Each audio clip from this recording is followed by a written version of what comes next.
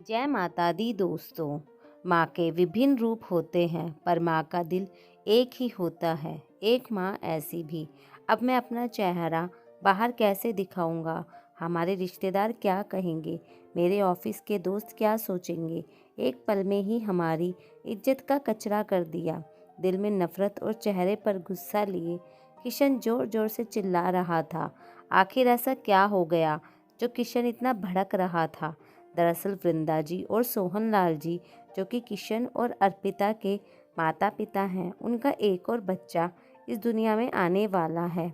और यही बात सुनने के बाद से ही किशन और अर्पिता का गुस्सा सातवें आसमान पर है। किशन शादीशुदा है। उसकी शादी वीना नाम की लड़की से 4 महीने पहले हुई थी।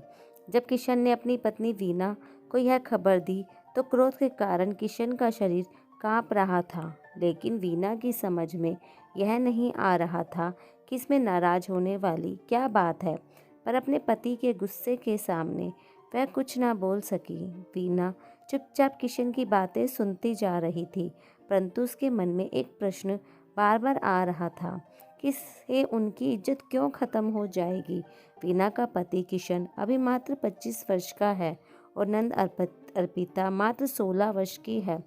वीना के सास ससुर की शादी बहुत ही कम उम्र में हो गई थी और उसकी सास की उम्र भी ज़्यादा नहीं थी। वीना अब तक यह समझने में असमर्थ थी कि उसका पति किस बात को लेकर इतना नाराज है। एक औरत के नाते उसे अपनी सास के साथ पूरी सहानुभूति थी। वह उनसे कहना चाहती थी कि चिंता मत करो, सब कुछ ठीक हो जाएगा, बस आप खुश रहो और अपना ध्यान रखो। क्योंकि जब से वह इस घर में ब्याह कर आई थी, उसकी सासू माँ ने उसे बिल्कुल अपनी बेटी की तरह रखा था। उसकी पसंद और नापसंद का पूरा पूरा ख्याल रखती थी। वीना भी अपनी सासू माँ को बहुत पसंद करती थी, पर आज अपने पति के मुंह से ऐसी बातें सुनकर उसे बिल्कुल अच्छा नहीं लग रहा था। शाम को वीना के ससुर सोहन लाल जी ने जब अपने बच्चों को इस बारे में बात करने के लिए हॉल में बुलाया तो कोई भी उनकी बात सुनने के लिए अपने कमरे से बाहर नहीं आया। सोहन लाल जी सरकारी दफ्तर में मैनेजर के पद पर कार्यरत हैं। अक्सर ऐसा हुआ करता था कि जब भी वे अपने बच्चों को बुलाते थे तो वह डर के कारण जल्दबाजी में तुरंत उनके सामने पहुंच जाते थे, क्योंकि वह थोड़ा डांट डपट कर बात करते हैं लेकिन दिल के बेहद नरम हैं। एक बेहद प्रभावशाली व्यक्तित्व वाले व्यक्ति हैं। वीना के आने के बाद उनका उनके साथ इतना लगाव हो गया था कि अब तो उन्हें सुबह की चाय भी उसके बिना अच्छी नहीं लगती थी। वे उसे हमेशा बेटी कहकर बुलाते हैं। आज सोहन लाल जी के बुलाने पर भी किशन और अर्पिता दोनों में से कोई नहीं आया तो वीना खुद ही खुद को दोषी महसूस कर रही थी कि पिताजी और माँ बात करने के लिए बाहर हॉल में बैठे हैं, लेकिन उनके बच्चे बुलाने के बावजूद भी उनकी बात तक सुनने नहीं जा रहे हैं। आम दिनों में वीना अपनी सासू माँ के साथ मिलकर नाश्ता बनाया करती थी और किशन के ऑफिस लौटने के बाद सभी लोग हॉल में बैठकर खाना खाते और बातें करते। लेकिन आज सब कुछ बदल गया था। स्थिति को संभालने के उद्देश्य से जब वीना अपने पति के पास गई और कहने लगी, सुनिए, पिताजी ने आपको बुलाया था, क्या आप भूल गए हैं?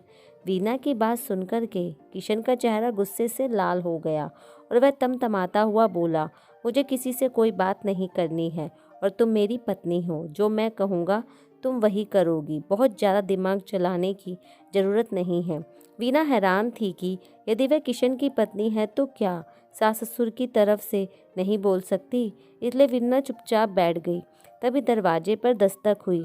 जैसे ही वीना देखने जाने लगी, उसके ससुर सोहन लाल जी की आवाज़ आई, बेटा किशन। परंतु किशन ने कोई जवाब नहीं दिया। वह तो फ़ोन में व्यस्त होने का दिखावा कर रहा था, जैसे उसने कुछ सुना ही नहीं हो। वीना ने दरवाज़ा खोला और उन्हें अंदर आने को कहा तो सोहन लाल जी बोले, नहीं बेटी, अभी नहीं, मैं और तुम्हारी माँ तुम लोगों से कुछ बात करना चाहते हैं, हॉल में आ जाओ। ऐसा कहकर वह चले गए। अर्पिता फिर भी नहीं आई। वीना और किशन हॉल में पहुंच चुके थे। वीना ने अर्पिता को कई बार बाहर बुलाने की कोशिश की, परंतु उसने दरवाज़ा नहीं खोला और केवल इतना ही कहा कि प्लीज़ मुझे परेशान मत करो, मैं अकेला रहना चाहती हूँ। हॉल में सोहन लाल जी अपनी पत्नी के साथ सर को झुकाए बैठे थे। सामने किशन और वीना बैठे थे। सासू माँ का चेहरा देखा तो उसे बहुत तकलीफ हुई। एक ही दिन में उनका सुंदर चेहरा मुरझा गया था। आंखों के नीचे काले घेरे पड़ गए थे। शायद बहुत रोई थी। आज वह पूरा दिन कमरे से बाहर नहीं निकली थी। उनकी हालत देखकर वीना को भी रोना आ रहा था।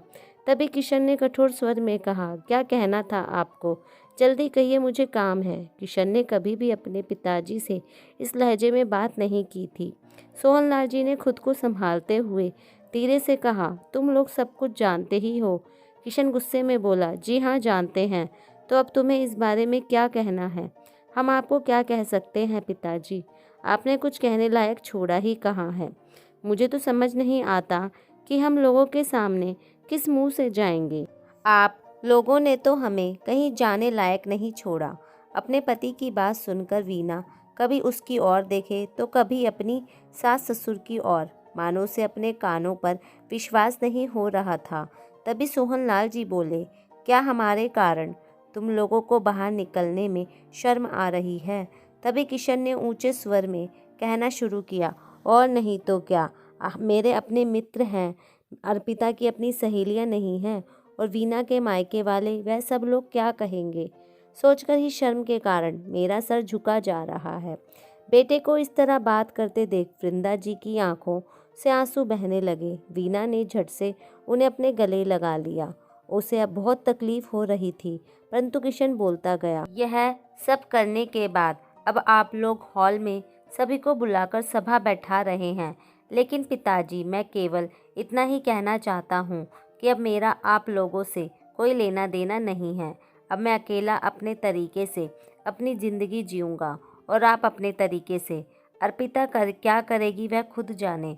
सोहन लाल जी की आंखें यह सुनकर खुली की खुली रह गई और उधर वृंदा जी की आंखों की आंसू धारा रुक ही नहीं रही थी। तभी सोहन लाल जी बोले, मतलब यह कि तुम घर की रसोई बांटना चाहते हो? किशन सोफे से उठ खड़ा हुआ और बोला, मुझे इन औरतों वाली बातों में कोई दिलचस्पी नहीं है, परंतु मैं आपके साथ अब कोई रिश्ता नहीं रखना चाहता, ना ही आपके साथ रहना चाहता हूँ। तभी सोहन लाल जी अपने आंसू पोंछते हुए बोले, तो ठीक है, यदि तुम हमारे साथ नहीं रहना चाहते हो तो मैं और तुम्हारी माँ अपने गांव वाले मकान में चले जाते हैं। इतना एहसान करने की कोई ज़रूरत नहीं है, पहले ही आप बहुत जगह हंसाई करा चुके हैं। इतना कहकर किशन अपने कमरे में वापस चला गया। इधर हॉल में बैठे दोनों माता पिता अपने बच्चों का व्यवहार देखते हुए अपराध बोध से ग्रस्त होते जा रहे थे। इसके बाद कई दिन बीत गए, परंतु घर में पहली जैसी रौनक नहीं थी। किशन और अर्पिता दोनों भाई बहन अपने माता पिता से बात नहीं करते थे, केवल अपने कमरे तक ही सीमित रहते थे। यदि किसी कारण से उनका आमना सामना हो भी जाता तो वे दोनों अपने माता पिता को गुस्से और नफरत भरी निगाहों से देखा करते थे। ऐसी स्थिति में यदि कोई उनकी हालत को समझ पा रहा था तो वह केवल उनकी बहू वीना ही थी, जो उनका ख्याल रखने की पूरी कोशिश करती है। उनके साथ डॉक्टर के जाना, अपनी सास के बालों में तेल लगाना। परंतु वीना ने महसूस किया कि उसकी सासू माँ अब पहले जैसी चुस्त नहीं रहती थी। वीना और सोहन लाल जी उन्हें खुश रखने की कोशिश करते, परंतु ज़्यादा सफल नहीं हो पाए। किशन को यह कतई पसंद नहीं था, इसलिए वीना चाहकर भी अपने पति के सामने अपने सास ससुर के पास नहीं जा पाती थी और ना ही उनकी सेवा कर पाती थी। समय बीतते बीतते 8 महीने हो चुके थे। एक दिन अचानक वृंदा जी की तबीयत बिगड़ने लगी। पैरों में सूजन आ गई थी, कुछ खा भी नहीं पा रही थी। उल्टियाँ होने के कारण शरीर इतना कमज़ोर हो गया कि चल नहीं सकती थी। सोहन लाल जी को अपनी पत्नी की बहुत चिंता रहती थी, इसलिए वह बिना थके उनकी सेवा में लगे रहते थे। कभी तो अपनी पत्नी के पैर दबाते, कभी उन्हें अपने हाथों से खिलाते, तो कभी उनकी उल्टी भी हो जाती तो भी साफ कर देते। उनका अपनी पत्नी के प्रति प्यार देखकर वीना आश्चर्यचकित सी रह गई। परंतु इतना सब कुछ होने के बावजूद किशन और उसकी बहन अर्पिता का दिल बिल्कुल ना पसीजा। एक दिन वीना के पास उसकी माँ का फ़ोन आया और बोली, कुछ दिनों के लिए वह दामाद जी के साथ हमारे यहाँ रहने के लिए आ जाओ। वीना ने बड़ी हैरानी से कहा, यह क्या कह रही हो माँ? अपनी सासू माँ को ऐसी हालत में छोड़कर कैसे आ सकती हूँ। वीना, तुम्हारा तो दिमाग खराब नहीं हो गया? अब तुम अपनी सास की सेवा करोगी और उसके बाद उनका बच्चा भी पालोगी। तुम्हारा अपना भी तो परिवार है, उसके बारे में तो कुछ सोचो। परंतु माँ, तुमने ही मुझे हमेशा समझाया है कि मेरा ससुराल अब मेरा परिवार है, तो फिर आज ऐसी बातें क्यों? मुझे केवल इतना मालूम है कि आज मेरी सास को मेरी ज़रूरत है, तो मैं उनके साथ खड़ी रहूँगी। इतना कहकर वीना ने अपनी माँ की कोई और बात सुने बिना फ़ोन रख दिया। अक्सर आज पड़ोस वाले उन लोगों को हंसी मजाक बनाया करते थे। एक दिन बगल वाली आंटी ने गरिमा को देखते हुए कहा, एक बात तो बताओ बहू रानी, क्या तुम्हारी सास का पाँव भारी है? तभी वीना ने अपने आप को शांत करते हुए कहा, सही सुना है आपने आंटी, इस उम्र में यह सब करने में। कहते हुए आंटी हंसने लगी तो वीना ने उनकी ओर देखते हुए मुस्कुराते हुए कहा, एक बात बताइए, इस उम्र में पति का प्यार कितनी पत्नियों को मिलता है? फिर मेरी सासू माँ तो इस मामले में बड़ी भाग्यशाली हुई। ऐसा कहते हुए वीना जाने लगी तो पीछे से आवाज़ आई, लगता है सासू माँ के प्यार का रंग कुछ ज़्यादा ही चढ़ गया है। तभी उनके पास खड़ी एक और औरत ने भी कहा, यह दिन देखने ही बाकी रह गए थे। वीना को उनकी बातें सुनकर गुस्सा चढ़ा, परंतु किसी बात का जवाब ना देते हुए घर लौटना ही बेहतर समझा। आज मौसम बहुत अच्छा था तो वीना ने सोचा कि इस मौसम में गर्मा गर्म पकोड़े बनाती हूँ, सबको अच्छे लगेंगे। खास तौर पर उसकी सासू माँ और उसके पति किशन को बहुत पसंद थे। आज वीना ठान चुकी थी कि वह परिवार के सभी सदस्यों को एक साथ खाने की मेज पर बिठाकर खाना परोसेगी। आज किशन और अर्पिता को भी जबरदस्ती उन्हें उनके माता पिता के पास बैठाएगी। अभी यह सब सोचकर थोड़ी सी मुस्कुराहट उसके चेहरे पर आई ही थी कि अचानक सोहन लाल जी रसोई घर में आए और बोले, बेटी हमारे कमरे में आना, तो लगता है तुम्हारी माँ की तबीयत ठीक नहीं है। माँ को क्या हुआ पिताजी? कहते हुए वीना डरी सहमी सी उनके कमरे की ओर दौड़ी। देखा तो उसकी सासू माँ बिस्तर पर पड़ी हुई दर्द से करहा रही थी और जोर जोर से भगवान भगवान का नाम लेती जा रही थी। वह पसीने से भीग चुकी थी। डर के मारे वीना के हाथ पैर कांपने लगे। उसे समझ नहीं आ रहा था कि क्या करे, क्योंकि इस मामले में उसे कोई अनुभव नहीं था। दौड़कर सासू माँ का हाथ पकड़ा और बोली, क्या बहुत तकलीफ हो रही है माँ? हम आपको कुछ नहीं होने देंगे। हम अभी आपको अस्पताल लेकर चलते हैं। आप बस भगवान को याद करो। बेटा, अभी के अभी किशन को फ़ोन करो, वह ऑफिस की गाड़ी से जल्दी आ जाएगा। सोहन लाल जी ने वीना से कहा तो वीना ने तुरंत मोबाइल उठाकर किशन को फ़ोन लगाया। बेल जाती रही परंतु किशन ने फ़ोन नहीं उठाया। ना जाने कितनी बार उसने फ़ोन लगाया, लेकिन दूसरी ओर से कोई जवाब नहीं मिल पा रहा था। घबराकर वीना ने अर्पिता के कमरे का दरवाज़ा खटखटाया। अर्पिता, जल्दी आओ, माँ की हालत बिगड़ गई है। यह बात सुनकर अर्पिता बहुत डर गई और पूछा, क्या हुआ भाभी? परंतु वीना घबराहट में कुछ बोल ही नहीं पा रही थी। बस इतना ही कह पाई, माँ की तबीयत खराब है। तुम्हारे भैया को फ़ोन किया तो उठा नहीं रहे। यह सुनते ही अर्पिता अपनी माँ के कमरे की ओर दौड़ी। देखा तो पिताजी उनके पैरों के तलवे की मालिश कर रहे थे और गरिमा को देखते ही बोले, किशन ने क्या कहा बिटिया? क्या वह आ रहा है? नहीं पिताजी, वह फ़ोन नहीं उठा रहे। तभी सोहन लाल जी बिना कुछ कहे जल्दी से अपना कुर्ता पहनकर बाहर निकल गए। कहाँ जा रहे हैं पिताजी? वीना ने पूछा तो वह बोले, ऑटो रिक्शा ढूंढने जाता हूँ। तुम यही अपनी माँ का ख्याल रखो। लेकिन पिताजी, बाहर तो मौसम खराब है। पर बेटी, मेरा पास और कोई चारा नहीं है। ऐसा कहते हुए उन्होंने अपने आंसू पोंछे और तेजी से बाहर निकल गए। उधर वीना और अर्पिता माँ का ख्याल रखने लगे। वीना ने देखा कि उसकी सासू माँ जोर जोर से करहा रही थी। तभी पास में बैठी अर्पिता रोने लगी। तभी माँ ने उसके सिर पर प्यार भरा हाथ रखा तो उसने उसे तुरंत गले से लगा लिया और फुट फुट कर रोने लगी। भाभी, मैंने अपनी माँ के साथ बहुत गलत व्यवहार किया, परंतु आज उनकी यह हालत देखकर मुझे खुद से ही घिन हो रही है। माँ की इस हालत की जिम्मेदार केवल मैं हूँ। भाभी, क्या वह हमें माफ़ कर देगी? बताओ ना, वह पहले की तरह स्वस्थ हो जाएगी ना? तभी वीना बोली, भगवान सब कुछ ठीक कर देंगे, तुम केवल उनसे प्रार्थना करो, वह माँ को जल्दी से स्वस्थ कर दे। इस समय वृंदा जी ने अर्पिता को अपने पास बुलाया। अर्पिता एक छोटे बच्चे की तरह उनके पास अपना सिर रखकर रोने लगी। वृंदा जी ने ऐसी हालत में भी उसके सिर पर हाथ रखकर थपथपाया। इधर वीना अपने पति को फिर से फ़ोन करने लगी, परंतु स्विच ऑफ आ रहा था। तभी वीना को ध्यान आया कि उसका मायका उसके ससुराल से ज़्यादा दूर नहीं था। उसने तुरंत अपने मायके में फ़ोन किया। माँ, भैया कहाँ हैं? मेरी सासू माँ की हालत बहुत ख़राब है। आप भैया को उनकी कार के साथ तुरंत भेज दो। माँ को अस्पताल लेकर जाना है। उसकी सासू माँ की खबर सुनकर उसकी माँ भी कुछ बेचैन हो गई। फिर कहा, बेटी, तुम्हारा भाई तो आज सुबह ही तुम्हारी भाभी को लेकर शहर के बाहर गया है। वीना की यह उम्मीद भी खत्म हो गई। वह तुरंत अपनी सासू माँ के पास दौड़ी। तभी अर्पिता बोली, भाभी, माँ की हालत बिगड़ती जा रही है। 5 मिनट में ही सोहन लाल जी वापस लौटे और आते ही कहा, क्या किशन वापस आ गया? यह सुनते ही वीना ने अपना सर झुका लिया। नहीं पिताजी, उनका फ़ोन स्विच ऑफ है। वीना बेटी, मैं टैक्सी लेकर आया हूँ। तुम लोग अपनी माँ को सहारा देते हुए सड़क तक लेकर जाओ। सब लोग जैसे तैसे वृंदा जी को ऑटो तक लेकर गए। सोहन लाल जी ड्राइवर के पास में बैठे थे और वह तीनों पीछे बैठी थी। सोहन लाल जी बार बार मुड़ मुड़कर वृंदा जी की ओर देख रहे थे। वीना और अर्पिता अपनी माँ को पूरा ध्यान रखे हुए थी। आज ना जाने उन्हें छोटा सा रास्ता भी इतना लंबा क्यों लग रहा था। करीब 25 मिनट के बाद जब अस्पताल पहुंचे तो उन्हें तुरंत आपातकालीन विभाग में भर्ती करवाया गया। वीना ने अपने ससुर जी को चिंतित देखते हुए उनका हाथ पकड़कर उन्हें कुर्सी पर बिठाया।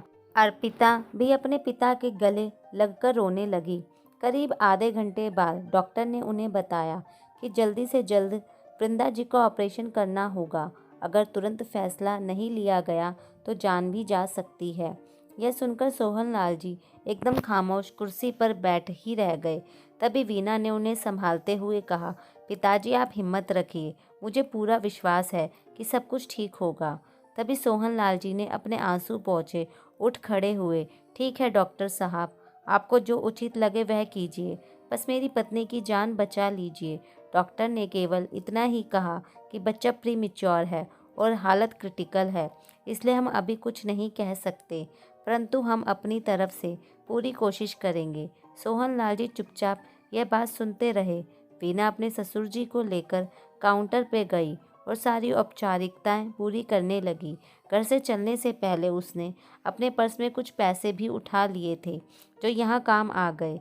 यह देखकर सोहन लाल जी ने उसके सिर पर हाथ रखा और बोले, बेटी, तुम्हारा मुझ पर इतना कर्ज है जिसे मैं कभी चुका नहीं सकता। तभी वीना बोली, पिताजी, आप मुझे बेटी भी कहते हैं और दूसरी तरफ अपने आप को मेरा कर्जदार भी कहते हैं। मुझे बेगाना भी कर रहे हैं। बस आप अपना हाथ हमारे सर पर रखिए, हमें और कुछ नहीं चाहिए। यह सुनकर सोहन लाल जी की आंखें भीगी हुई थी। एक तरफ ऑपरेशन चल रहा था और सभी बाहर इंतजार में बैठे थे। किशन को फिर से फ़ोन लगाने की कोशिश की, परंतु फ़ोन अभी तक स्विच ऑफ ही था। करीब 1 घंटे के बाद ऑपरेशन रूम का दरवाज़ा खुला और डॉक्टर बाहर आए। बधाई हो, आपको बेटा हुआ है। वीना और अर्पिता दोनों ने हाथ जोड़कर भगवान का शुक्रिया कहा। लेकिन तभी सोहनलाल जी ने डॉक्टर से पूछा, मेरी पत्नी वह कैसी है? यह बात सुनकर डॉक्टर चुप रह गए। सोहनलाल जी डॉक्टर की चुप्पी से घबरा गए और बोले, कुछ तो बोलिए डॉक्टर साहब। अभी डॉक्टर ने धीरे से कहा कि उनकी हालत अभी क्रिटिकल है। इतना कहते ही डॉक्टर चला गया। सोहनलाल जी को तो जैसे काटो तो खून नहीं, कपकपाते पैरों से कुर्सी पर थम से आकर बैठकर कुछ देर बाद नवजात बच्चे की रोने की आवाज़ सुनकर वीना उठ खड़ी हुई। तभी नर्स बच्चे को लेकर ऑपरेशन रूम से बाहर आई। वीना ने तुरंत उसे अपनी गोद में लिया और पल भर में ही बच्चा चुप हो गया। छोटे नन्हे हाथों से उसने वीना के दुपट्टे को कस के पकड़ लिया। वह वीना को देखकर मुस्कुराने लगा और अर्पिता से बोला, क्या तुम इसे गोद में नहीं लोगी? तभी अर्पिता ने कहा, पहले पापा को दिखाओ भाभी। सोहनलाल जी ने अपने बेटे को देखकर उठ खड़े हुए, उसे बड़े प्यार से देखा और फिर उसे गोद में लेकर जोर जोर से रोने लगे। यह देखकर वीना और अर्पिता भी खुद को रोने से रोक ना पाए, लेकिन बच्चा अपने पिता की शरण में आकर चैन की नींद से सो गया था। शाम के वक्त जब किशन पर घर पहुंचा तो देखा घर पर कोई नहीं था। किसी को ना पाकर उसका दिल अनजाने डर से कांप उठा। फ़ोन को चार्जिंग पर लगाकर ऑन किया तो देखकर हैरान रह गया था कि वीना की 20 मिस कॉल थी। जैसे ही फ़ोन लगाकर पूछने लगा, उसी समय उसके पिता सोहन लाल जी का फ़ोन आया। किशन, जो अभी तक अपने पिताजी से नाराज़गी के कारण बात नहीं कर रहा था, परेशान और चिंतित होते हुए वह तुरंत बोला, हेलो पिताजी, कहाँ हैं आप सब? माँ तो ठीक है ना? बेटा, हम यहाँ अस्पताल में हैं। तुम्हारी माँ की हालत कुछ ठीक नहीं है। तुम एक काम करो, हमारी अलमारी के लॉकर में कुछ पैसे रखे हैं, वह लेते आना। वैसे तो वीना ने पैसे जमा करा दिए थे ऑपरेशन से पहले, लेकिन अभी कुछ और जमा कराने हैं और साथ ही तुम्हारी माँ की सारी रिपोर्ट रखी हैं। तुम उन रिपोर्ट्स को लेकर जल्दी से यहाँ पहुँचो। पिताजी, आप चिंता मत कीजिए, मैं तुरंत पहुँचता हूँ। किशन जल्दबाजी में माँ पिताजी की अलमारी खोलकर लॉकर का ताला खोला। उसने पैसों की गड्डी रख ली, लेकिन लॉकर में बहुत से कागज पड़े थे। उसे समझ नहीं आ रहा था कौन सी माँ की रिपोर्ट के हैं। माँ की रिपोर्ट ढूंढते ढूंढते सारे कागज ज़मीन पर गिर गए। तभी किशन की नज़र एक कागज पर पड़ी, जो शायद उसकी माँ की डायरी का एक पन्ना था। किशन ने उस कागज को उठाया। उस पर जो कुछ लिखा था उसे पढ़कर किशन की तो जैसे जान ही निकलने लगी। पन्ने पर लिखा था, सावित्री हमारे घर के सदस्य की तरह थी, ना जाने उसकी किस्मत में ही इतने दुख क्यों लिखे थे। माँ बाप तो उसके पहले से ही नहीं थे। कुछ महीने पहले पति की भी मृत्यु हो गई और आज मैं खुद भी कैंसर की बीमारी से जंग हार गई, लेकिन जाने से पहले अपने 1 साल का महीने का बेटे को हमारी गोद में डालकर चली गई। कैसे भूल सकती हूँ उसके वह आखिरी शब्द। मालकिन, आज तक आपने मुझ पर बड़े एहसान किए हैं, आज बस एक और एहसान कर दीजिए मुझ पर। अपना बच्चा किशन मैं आपके हवाले किए जा रही हूँ।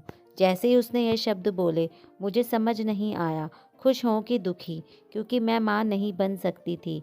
एक बच्चे के लिए तरस रही थी। मेरी शादी को 4 वर्ष हो गए थे, लेकिन माँ बनने का सुख नहीं मिल पा रहा था।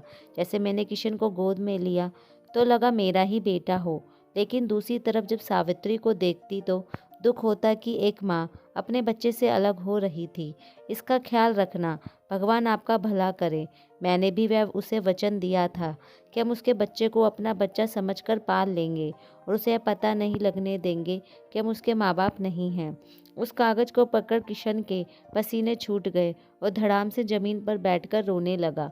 जिन माँ बाप को आज तक अपनी बातें सुनाता आया था, दरअसल वे दोनों तो मेरे माँ बाप थे ही नहीं, परंतु फिर भी उन्होंने इस बात का एहसास तक होने नहीं दिया था। मुझे ये सोचकर किशन की जैसे जान ही निकलती जा रही थी, लेकिन फिर उसे अचानक माँ की हालत और स्थिति की गंभीरता का अंदाजा हुआ तो खुद को संभालते हुए जल्दी से रिपोर्ट और पैसे अस्पताल के लिए निकला। जैसे ही वह अस्पताल पहुंचा तो देखा कि सभी डॉक्टर्स की टीम उसकी माँ का इलाज करने में जुटी हुई थी। सोहन लाल जी बुखलाते हुए उसकी तरफ दौड़ते हुए आए, उसके गले लगकर रोने लगे। उसने पिताजी के आंसू पोंछे। इस समय किशन ने देखा कि एक नर्स दौड़ती हुई आ रही है। उसका दिल घबराने लगा और किशन ने सिस्टर से पूछा, माँ की हालत तो ठीक है ना? जी देखिए, शरीर में खून की बहुत ज़्यादा कमी होने के कारण पेशेंट की हालत अभी क्रिटिकल है। उन्हें खून चढ़ाने के लिए तुरंत ओ पॉजिटिव ब्लड की आवश्यकता है और अस्पताल में उसका स्टॉक खत्म हो चुका है। उसी समय किशन बोला, तो फिर परेशानी क्या? मेरा भी ब्लड ग्रुप ओ पॉजिटिव है। आप जल्दी से मेरा ब्लड लेकर उन्हें चढ़ाने का इंतजाम कीजिए। जब आकाश ब्लड डोनेट करके कैबिन से बाहर आया तो वीना के हाथों में नवजात को देखकर उसका दिल करुणा से भर आया। तभी वीना ने कहा, क्या इसे उठाएंगे? नहीं। उसने नन्हे को अपने हाथों में उठाया। रस भरी आंखों से उसे निहारने लगे। कुछ समय उसे लगातार यूं ही देखते रहे। थोड़ी देर बाद जब उन्हें वृंदा जी से मिलने की इजाज़त मिली तो अर्पिता और किशन माँ से मिलने के लिए गए। किशन को देखते ही वृंदा जी के चेहरे पर एक मुस्कान और तसल्ली के भाव उभर आए। किशन अपनी माँ को देखते ही फूट फूट कर रो पड़ा और आत्मज्ञानी से भरे स्वर में बोला, माँ मुझे माफ़ कर दीजिए। वृंदा जी ने बड़े प्यार से कहा, बेवकूफ़ लड़के रो मत, मैं तुम्हें हमेशा हंसते हुए देखना चाहती हूँ। इशारे से किशन और वीना को अपने पास बुलाया और उनके सिर पर हाथ रखकर आशीर्वाद दिया। फिर मुन्ने को चूमा और किशन से बोली, मेरी वजह से तुमने अपना सम्मान खोया है। तुम्हारा गुस्सा मुझ पर है, लेकिन यह मासूम बच्चा तुम्हारा अपना ही है। इसे कभी अपेक्षा मत करना। मैं इसे तुम्हारे पास छोड़े जा रही हूँ। इसका ध्यान रखना, लापरवाही मत करना, नहीं तो मुझे शांति नहीं मिलेगी। माँ की आवाज़ सुनकर किशन का सीना कांप उठा।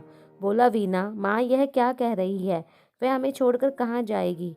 मैं इस बच्चे का अपनी जान से भी ज़्यादा ख्याल रखूँगा। आप चिंता मत कीजिए। अभी आपका नहीं, मेरा बेटा है, लेकिन आप हमें छोड़कर जाने की बात नहीं करेंगी, समझिए आप। उधर बाहर कुर्सी पर बैठे सोहनलाल जी स्वयं को लाचार महसूस कर रहे थे और शीतल उन्हें सहारा दे रही थी। तभी किशन पागलों की तरह कैबिन से दौड़ता हुआ बाहर की ओर भागा। सोहनलाल जी ने उसे पीछे से पुकारा, लेकिन उसने नहीं सुना। कुछ पलों में वह एक डॉक्टर के साथ लौटा। सभी उसके पीछे पीछे गए। डॉक्टर ने वृंदा जी को चेक किया और एक गहरी सांस लेते हुए कहा कि वृंदा जी अब दुनिया में नहीं रही। किशन अपनी माँ के पास फर्श पर घुटनों पर बैठ गया। अपनी माँ के दोनों पैरों को हाथ से पकड़कर चूमने लगा और चिल्लाया, मुझे माफ़ कर दो माँ, मैं तुम्हें फिर कभी दुखी नहीं पहुँचाऊँगा। तुम इस तरह हमें छोड़कर मत जाओ माँ। इतनी अजीब बात है ना, जब कोई हमसे बेहिंता प्यार करता है तो हम उसके प्यार को समझ नहीं पाते, उसकी उपेक्षा करते हैं। लेकिन जब वही शख्स चला जाता है तब हम उसके प्यार की गहराई को समझ पाते हैं। अंत में वृंदा जी मौत से जरूर हार गई, लेकिन उनका प्यार जीत गया। आप लोगों को कहानी कैसी लगी? अपने विचार कमेंट बॉक्स में ज़रूर शेयर करें। कहानी को लाइक और चैनल को सब्सक्राइब करना ना भूलें। जय माता दी। धन्यवाद। मिलते हैं अगली कहानी के